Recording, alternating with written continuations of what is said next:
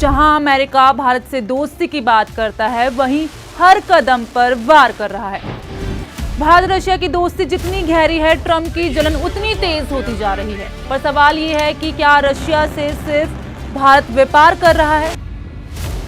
आज हम Donald Trump के डबल स्टैंडर्ड पर बात करेंगे, वो भी फैक्ट्स के साथ। नमस्कार, मेरा नाम दृष्टि गुप्ता है। न्यूज 18 में आपका स्वागत है। अमेरिका के राष्ट्रपति डोनाल्ड ट्रंप ने भारत पर गंभीर आरोप लगाए हैं। उनका कहना है कि भारत रशिया से बड़ी मात्रा में सस्ता कच्चा तेल खरीद रहा है, फिर उसी तेल को अंतर्राष्ट्रीय बाजार में महंगे दामों पर बेचकर जबरदस्त मुनाफा कमा रहा है। ट्रंप ने यह भी कहा कि भारत को इस बात से कोई फर्क नहीं पड़ रहा कि रूस यूक्रेन में कितने लोगों को मार रहा है। उन्होंने भारत पर यूक्रेन में हो रही तबाही को नजरअंदाज करने का भी आरोप लगाया। अपने social media platform truth social पर ट्रंप ने लिखा कि भारत सिर्फ रूस से तेल नहीं खरीद रहा, बल्कि उसे बेचकर मोटा पैसा भी बना रहा है। इतना ही नहीं, ट्रंप ने भारत पर टैरिफ बढ़ाने की धमकी भी दी। मतलब साफ है, ट्रंप को भारत का रूस से तेल खरीदना भी खटक रहा है और उस पर मुनाफा कमाना भी। जबकि असलियत ये है कि भारत को ज्ञान देने वाला अमेरिका खुद रशिया से कारोबारी रिश्ते में है।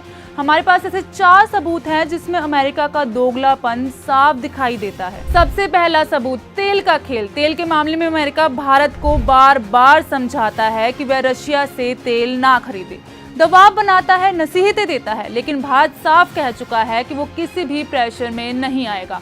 अब सवाल ये उठता है, अमेरिका खुद क्या कर रहा है? सच्चाई ये है कि अमेरिका आज भी रशिया से अरबों डॉलर का व्यापार कर रहा है।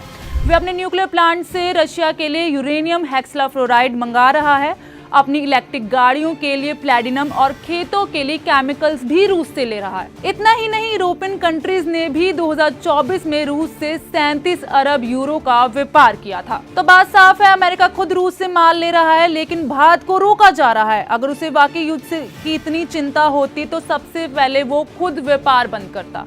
मगर यहाँ भी अमेरिका का नियम साफ है, खुद करो तो सही, दूसरा करे तो गलत।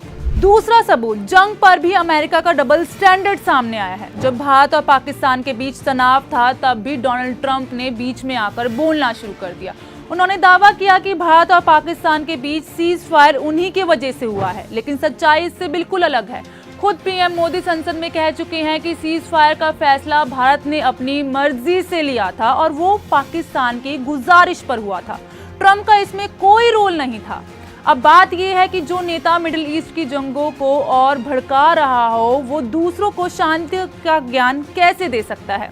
आज अगर इजराइल, हमास और यूक्रेन रशिया की जंग जारी है, तो उसके पीछे अमेरिका का सबसे बड़ा रोल है। अमेरिका इन देशों को हथियार और पैसा देकर जंग को खत्म ही नहीं होने देता। अगर अमेरिका पीछे हट जाए तो जंग कब की थम चुकी होती। लेकिन डोनाल्ड ट्रंप जैसे नेता अपने फायदे के लिए आग को और भड़काते हैं। यानी शांति की बात करने वाला अमेरिका असल में जंग का सबसे बड़ा कारोबारी है। तीसरा सबूत, हथियारों पर अमेरिका का डबल स्टैंडर्ड। अमेरिका बार बार कहता है कि भारत जब रशिया से तेल खरीदता है तो रशिया को पैसे मिलते हैं और वो पैसे यूक्रेन के खिलाफ जंग में इस्तेमाल होते हैं। यानी अमेरिका का आरोप है कि भारत रशिया की मदद करके जंग को बढ़ावा दे रहा है, लेकिन असलियत कुछ और है। खुद पीएम मोदी ने रशिया और यूक्रेन दोनों से कह दिया कि जंग किसी का भला नहीं करती, शांति से बैठो और बात करो। अगर बात करें अमेरिका की, तो डोनाल्ड ट्रंप ने सत्ता में आते वक्त वादा किया था कि वो जंग रुकवाएंगे, लेकिन वो खुद अपनी बात पर टिक नहीं पाए।